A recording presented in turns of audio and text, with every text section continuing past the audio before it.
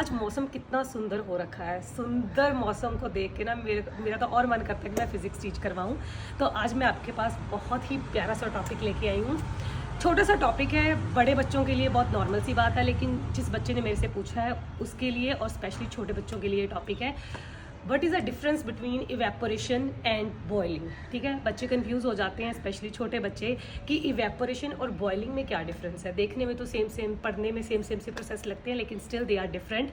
Evaporation and boiling दोनों में ही जो इसमें जो वाटर है वो चेंज होता है from its liquid state to the vapour state, लेकिन still there is difference between them.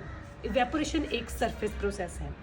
Evaporation जो है वो वाटर के सरफेस पे ही होता है और बहुत ही स्लो प्रोसेस है, लेकिन जो बॉइलिंग है वो पूरे लिक्विड अंदर तक होती है। ठीक है, जो लिक्विड है वो अंदर तक बॉयल करता है within whole liquid inside, from inside.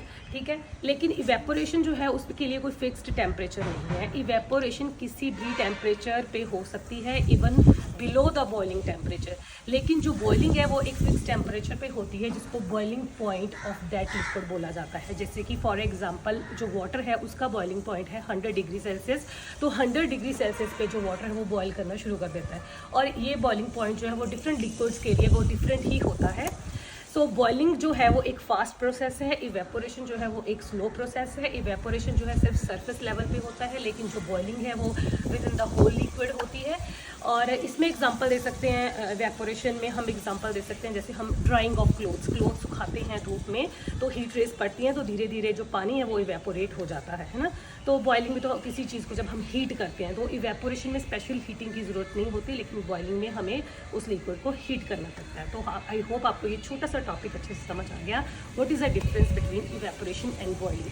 Topic चाहे छोटा सा हो, लेकिन कंसेप्ट क्लियर होना बहुत ज़रूरी है। कई बार हमारे कंसेप्ट वीक रह जाते हैं और हम उसको रट्टा लगा लेते हैं, तो कभी भी रोट लर्निंग ना करें, अच्छे से कंसेप्ट को समझे। किसी को कोई भी प्रॉब्लम है वो मेरे को मैसेज कर सकता है, कोई भी डाउट है वो मेरे को मैसेज कर सकता है। I will appreciate your doubts. Thank you so much.